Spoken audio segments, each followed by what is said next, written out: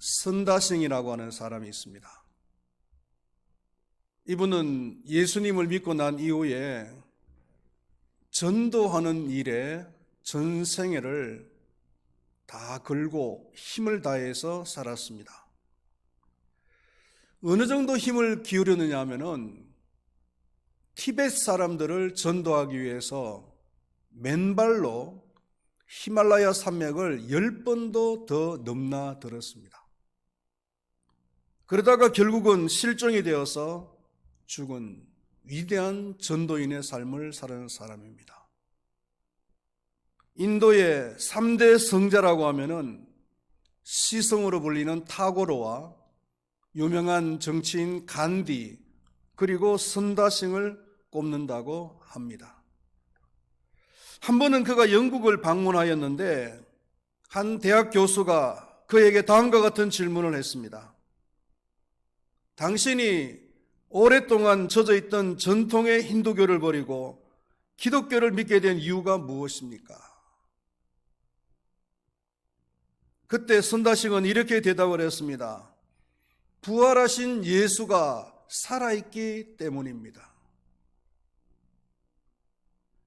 물론 힌두교에서도 예수라고 하는 신이 있습니다.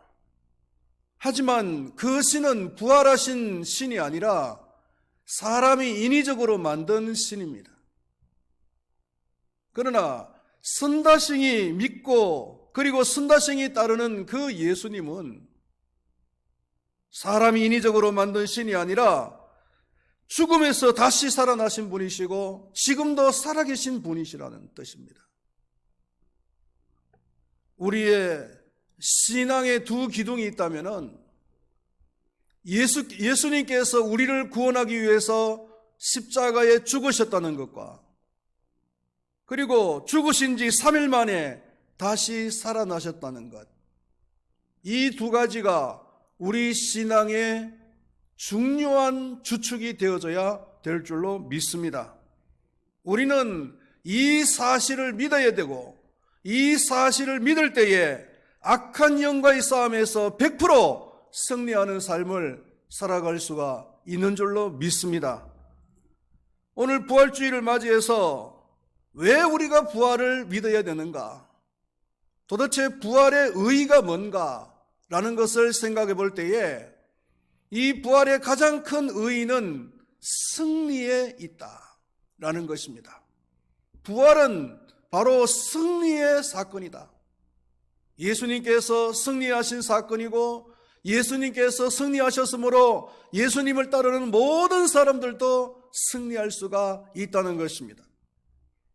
혹자는 예수님과 사탄과의 싸움을 다윗과 골리앗의 싸움에 비교를 합니다.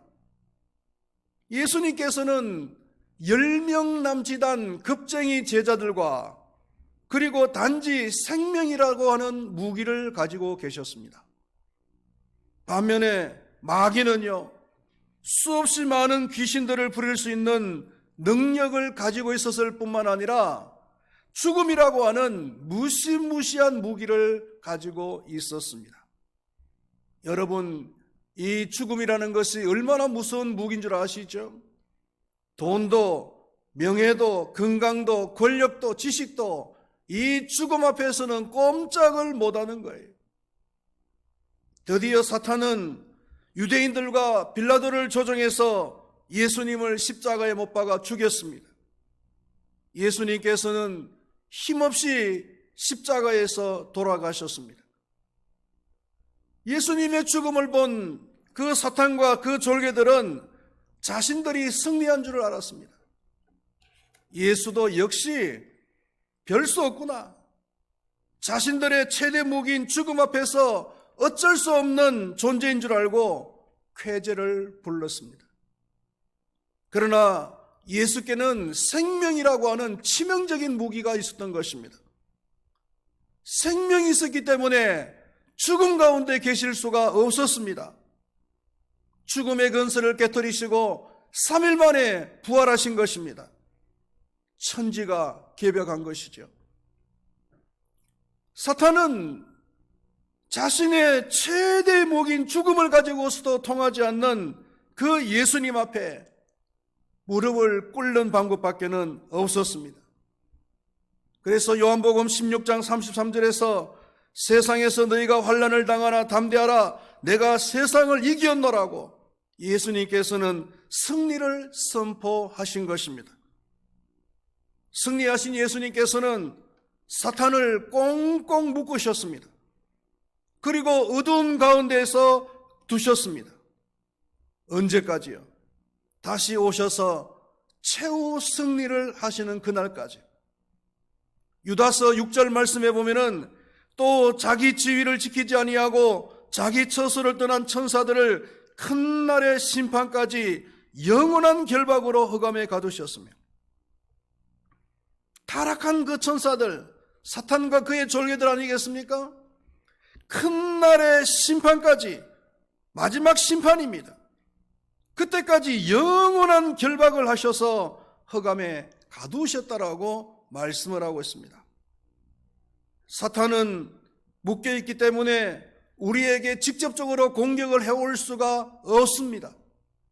단지 묶여있기 때문에 이를 갈 수는 있습니다. 으르렁댈 수는 있습니다. 그러나 결박을 풀고 우리를 공격해 올 수는 없다는 것입니다.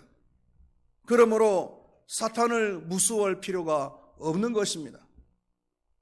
밀림 속을 걷다가 사자를 만나면은 그 사자는 아주 무서운 존재입니다. 무서운 대상입니다. 그러나 동물은 우리에 갇혀있는 사자는 무서움의 대상이 아닙니다. 두려움의 대상이 아닙니다. 구경거리에 불과한 것입니다. 만약에 동물은 우리 속에 갇혀있는 사자를 보고 아이고 무서워 한다면은 그 사람은 참 어리석은 사람일 것입니다. 마치 사탄이 이와 같다는 것입니다. 사탄은 이미 우리 예수님에게, 우리의 대장 되신 예수님에게 묶여서, 꽁꽁 묶여서 저 흑암의 권세에 갇혀져 있다는 사실입니다. 지금 세상에서 활동하고 있는 자들은 사탄의 졸개들인 귀신들입니다. 귀신들은 영물들이긴 하지만은 그들의 대장인 사탄이 우리의 대장이신 예수님께 패배를 했기 때문에 오합지졸에 불과합니다. 블레셋 군이 그들의 대장인 골리앗이 큰 소리를 칠 때는 의기양양했지만은 그들의 대장인 골리앗이 쓰러지는 순간에는 오합지졸로 변했습니다. 전세가 역전되자 이스라엘 군인들은 거침없이 블레셋 군대를 칠 수가 있었던 것입니다. 귀신들은 그들의 대장을 잃고 최후항전을 하고 있습니다. 힘들게 최후항전을 하고 있는 것입니다. 그래서 우리에게는 영적 싸움의 승리가 100% 보장이 되어 있는 것입니다. 할렐루야. 그래서 바울은 사망아 너의 승리가 어디 있느냐, 사망아 내가 쏘는 것이 어디 있느냐라고 조롱하면서 우리 주 예수 그리스도로 말미암아 우리에게 승리를 주시는 하나님께 감사하노라고 하였습니다. 승리는 우리에게 있다라고 말을 하고 있는 것입니다. 로마서 8장 37절에서도 그러나 이 모든 일에 우리를 사랑하시는 이로 말미암아 우리가 넉넉히 이기느니라고 했습니다. 또 요한일서 5장 4절에서 5절에서는 무릇 하나님께로 난 자마다 세상을 이기느니라. 세상을 이기는 승리는 이것이니 우리의 믿음이니라. 예수께서 하나님의 아들이심을 믿는 자가 아니면은 세상을 이기는 자가 누구냐? 라고 우리에게 도전적으로 말씀을 하고 있습니다. 예수님이 부활하셨고 하나님의 아들이심을 믿는 자들이 반드시 승리한다는 말씀이 아니겠습니까? 우리의 믿음은 승리하는 믿음입니다. 우리가 믿는 기독교는 승리하는 종교입니다. 할렐루야. 역사를 보면은 그것이 증명이 되는 것입니다. 세계를 제패하고 있던 로마 나라에 있어서 기독교라고 하는 종교는 한 주먹거리도 안 되었습니다. 그래서 기독교를 지구상에서 완전히 없애기 위해서 300년 동안 기독교를 마음껏 유린을 했습니다. 믿는 사람들을 감옥에 갇히게 만들고 원형 경기장에서 사자들과 싸움을 시켜서 죽이고 십자가 위에서 사형을 시키고 아니면은 사람을 죽여서 인간 초태를 만들기도 했습니다. 그러나 그 결과는 어땠습니까? 정반대로 되었습니다. 기독교가 지구상에서 완전히 없어진 것이 아니라 로마가 기독교에 의해서 삼키어져 버린 것입니다. 300년이 지난 AD 313년 로마의 콘스탄틴 대제는 기독교를 로마의 종교로 인정을 하지 아니할 수가 없었던 것입니다. 기독교가 들어가는 국가나 그리고 지역에서는 처음에는 대부분 핍박을 하고 박해를 합니다. 성경을 불태웁니다. 그러나 어느 정도의 세월이 지나고 나면은 그 국가나 지역은 기독교를 받아들이게 됩니다. 기독교 국가가 되고 기독교 가정이 됩니다. 역사가 증명을 하고 있습니다. 기독교는 승리의 종교인 줄로 믿으시기를 바라겠습니다. 그러면은 부활의 그 증거들을 한번 생각해 보겠습니다. 예수님의 부활은 이런 승리의 의미가 있다. 이 사실도 중요하지만은 그러나 예수님이 부활하셨다라고 하는 팩트가 더 중요하단 말이에요. 우리는 그 팩트를 믿어야 됩니다. 그 팩트를 말씀드리면은 수없이 많은 증거들을 말씀드릴 수가 있겠지만은 시간 관계상 한 몇 가지만 말씀을 드리도록 하겠습니다. 첫 번째로는 빈 무덤입니다. 안식 후 첫날 새벽에 막달라 마리아와 다른 마리아가 예수의 무덤을 찾아갔을 때는 이미 빈 무덤 상태였습니다. 여러분, 이 빈 무덤을 어떻게 해석을 해야 될까요? 어떤 사람들은 예수님의 제자들이 예수님의 시신을 훔쳐갔다고 이야기합니다. 그래서 도난설이 놓은 것입니다. 그러나 이것은 말이 안 되는 것이 뭐냐면은 오늘 봉독은 안 했지만은 그 앞절에 보면은 27장 66절 말씀에 보면은 그들이 경비병과 함께 가서 돌을 임봉하고 무덤을 굳게 지키니라 라는 말이 나옵니다.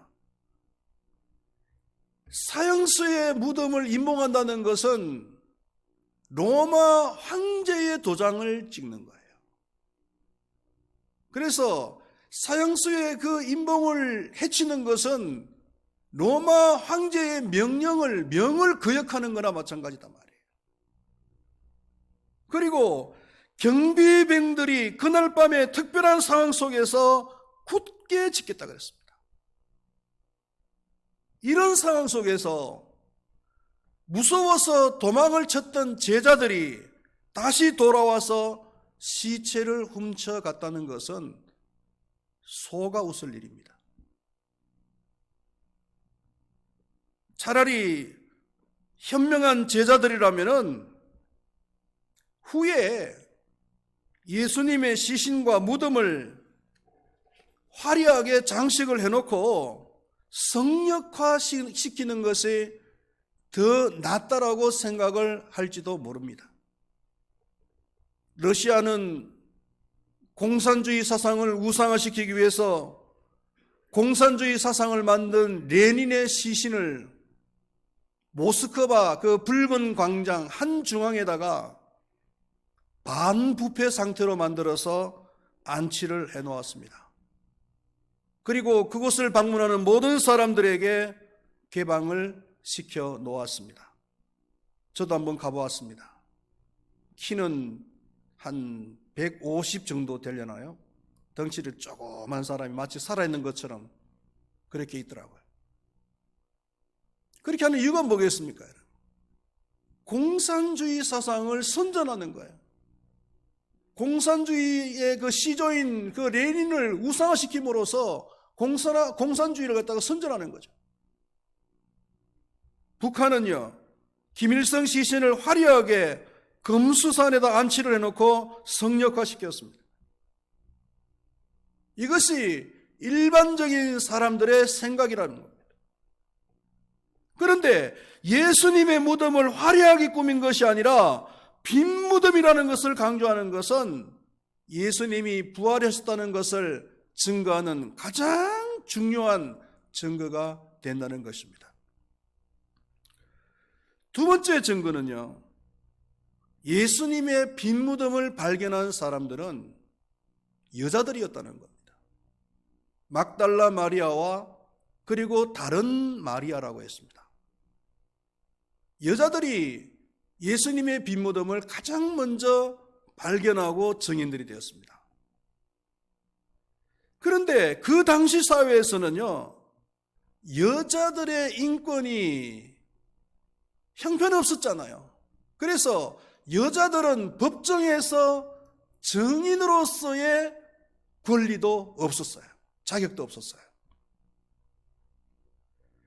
그렇다면은 이왕 예수님의 부활 사건이 꾸민 얘기라고 한다면은, 꾸밀 것 같았으면은 좀 그럴듯하게 처음으로 빈 무덤을 발견한 사람이 여자들이 아니라 법정에서 증인의 자격이 있고 증인을 설 수 있는 남자들의 이름을 넣었으면 어땠을까? 그러면 그럴듯하잖아요. 그럼에도 불구하고 최초 발견자의 이름이 여인이라는 것은 예수님의 부활 이야기는 꾸민 이야기가 아니라 사실이다. 팩트라는 거예요.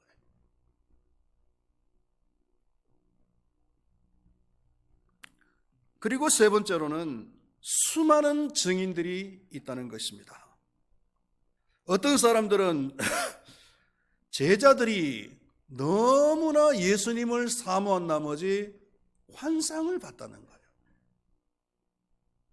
그래놓고는 정말 부활했다라고 선전을 했다는 거예요. 여러분, 이 환상이라는 것은 한 개인의 경험이에요. 한 개인이 꿈을 꾼다든지 아니면은 정신적으로 뭔가 좀 허약하다든지 이렇게 했을 때에 환상을 경험하는 것이라고 해요. 그런데 예수님의 그 부활은 만난 사람들이 한두 사람이 아니에요. 오늘 봉독한 말씀에 나오는 처음으로 그 빈 무덤을 발견했던 사람들도 막달라 마리아와 다른 마리아라고 하는 두 사람, 최소한 두 사람 이상입니다. 또 엠마오로 가는 두 제자들에게도 부활하신 예수님께서는 나타나셨습니다. 그리고 11명의 제자들에게도 여러 번 나타나셨고, 그리고 심지어 감람산에서 승천하실 때는 500명에 가까운 많은 사람들이 직접 목격을 했다고 했습니다. 그리고 고린도전서 15장 6절에서는 사도 바울이 그 고린도전서를 기록할 그 당시에도 감람산에서 부활하신 예수님을 목격한 사람들이 태반이나 남아있다고 얘기를 하고 있습니다. 예수님께서 승천하신 해가 연도로 따지면 한 몇 년 정도 될까요? 한 AD 한 30년 정도 되지 않겠습니까? 그리고 고린도전서를 기록한 해가 학자들은 AD 한 55년으로 봅니다. 사도 바울이 기록한 성경 가운데서 가장 초기에 기록한 성경이 고린도전서인데 AD 한 55년 정도로 보는 거예요. 그러면은 예수님께서 승천하시고 25년쯤 지났을 때 고린도전서가 기록이 된 겁니다. 그렇다면은 감람산에서 예수님의 그 부활하신 모습을 본 사람들이 태반이나 살아있다는 거예요. 그러니까 예수님의 부활에 대해서는 잘못 적었다가는 온갖 이상한 소리를 다 들을 수도 있다는 얘기죠.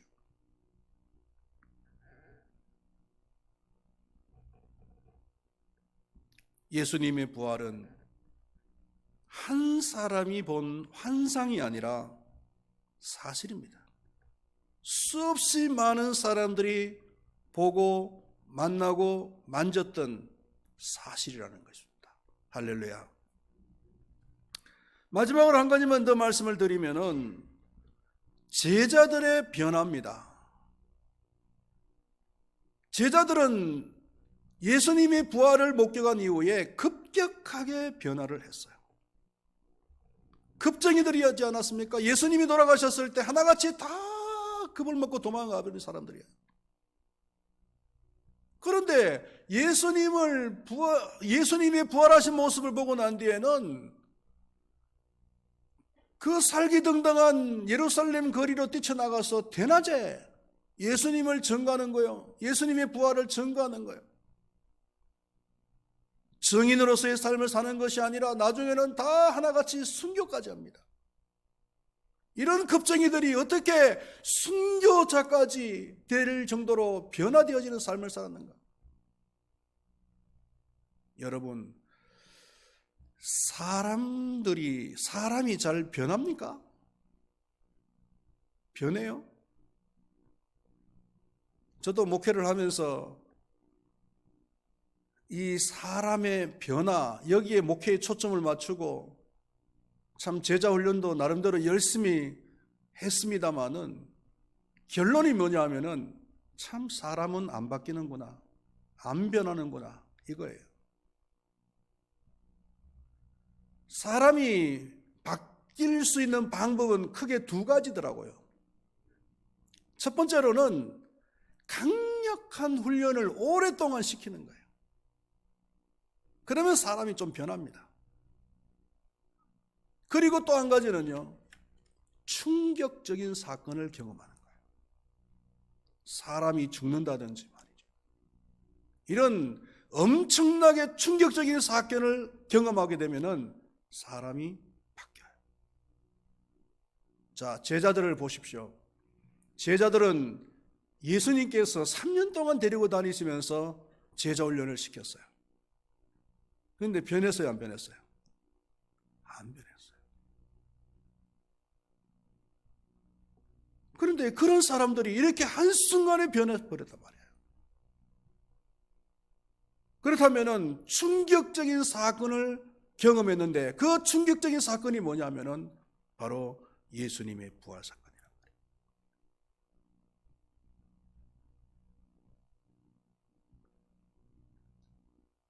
여러분, 이 밖에도 예수님이 부활하셨다라고 하는 그 증거들은 수도 없이 많습니다.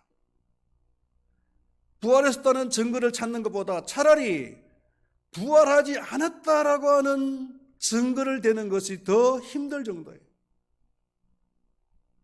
우리 큰바위교회 모든 성도님들은 예수님의 이 부활 사실, 이 팩트를 그대로 믿으시기를 축원드리겠습니다. 자, 그렇다면은 어떻게 승리자의 삶을 살 수가 있는가 하는 겁니다. 첫 번째로는 믿어야 됩니다. 요한일서 5장 4절 말씀에 무릇 하나님께로부터 난 자마다 세상을 이기느니라.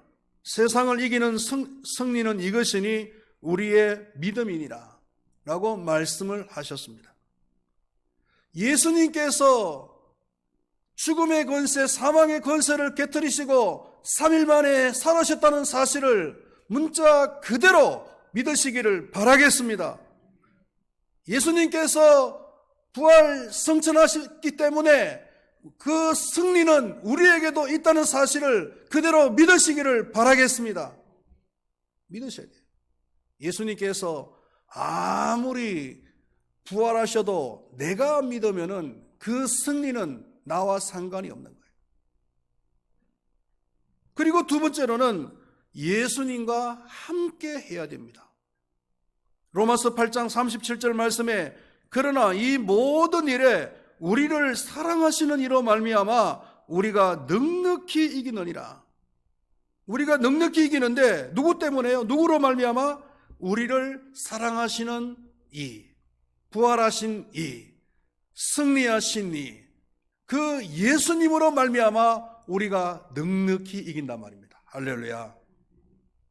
여러분, 절대로 오해를 하시면 안 됩니다. 우리가 이기는 것은 나의 능력이 아니라 예수님의 능력입니다. 그러므로 예수님과 함께 해야 됩니다. 예수님 없이 앞으로 전진하다가는 개망신당합니다. 우리가 잘 아는 그 예화가 하나 있잖아요. 원님의 말. 이 말이 원님을 태워가지고 거리로 나가면 사람들이 전부 다 큰절을 꾸벅꾸벅 하는 거예요. 그러니까 이 원님의 말이 착각을 한 겁니다. 내가 이런 존재인가? 자기 등 뒤에 원님이 있다는 것을 잊어버린 거예요.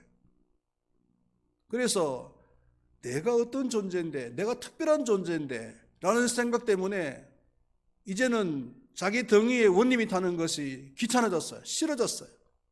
그래서 어느 날 원님이 자기 등 위에 타려는 것을 뒷발로 쳐버렸어요. 그랬더니 주변에 있는 사람들이 이놈의 말이 미쳤나 하고는 두들겨 패가지고 죽였다는 겁니다. 슬픈 이야기입니다. 사람들이 누구 때문에 절을 하는지를 알아야죠. 우리가 악한 영과의 싸움에서 승리할 수 있는 것은 내 능력이 아닙니다. 내가 잘나서 내 지식 때문에 그런 게 아니에요. 나와 함께 계시는 그 예수님, 나의 대장이 되신 그 예수님 때문에 우리는 100% 승리하는 삶을 살아갈 수가 있는 것입니다. 할렐루야. 다윗이 골리앗을 이긴 것은 자신의 능력입니까? 아니잖아요. 만군의 여호와의 능력이 골리앗을 한순간에 쳐부순 것이지, 다윗이 무슨 능력이 있어서 그 골리앗을 한 방에 쓰러뜨립니까? 그렇잖아요. 말씀을 맺도록 하겠습니다. 예수님의 부활의 의의는 승리입니다. 우리의 대장이신 예수님께서 죽음의 권세를 깨뜨리시고 승리하셨기 때문에 우리도 100% 승리할 수가 있는 줄로 믿습니다. 승리하는 삶을 살기 위해서는 예수님의 부활의 사실을 사실 그대로 믿어야 됩니다.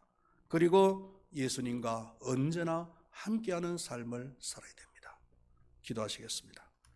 하나님 아버지, 부활주의를 맞이해서 다시 한번 우리의 신앙의 모습을 점검해 봅니다. 예수님은 부활하신 분이십니다. 그러므로 사탄의 권세를 여지없이 무너뜨리고 승리하신 분이십니다. 그러므로 그 예수님을 대장으로 모시고 살아가는 우리들은 승리가 보장되어 있는 삶을 살아가게 됩니다. 하나님 아버지, 이 사실을 믿게 하여 주시옵소서. 그리고 언제나 나의 대장 되신 그 예수님과 함께하는 삶을 살아가게 하여 주시옵소서.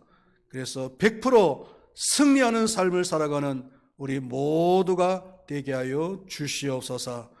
예수님의 이름으로 기도드리옵나이다. 아멘. 광고 말씀을 드리도록 하겠습니다. 오늘은 부활주일입니다. 부활신앙으로 승리의 삶을 살아가시기를 바라겠습니다.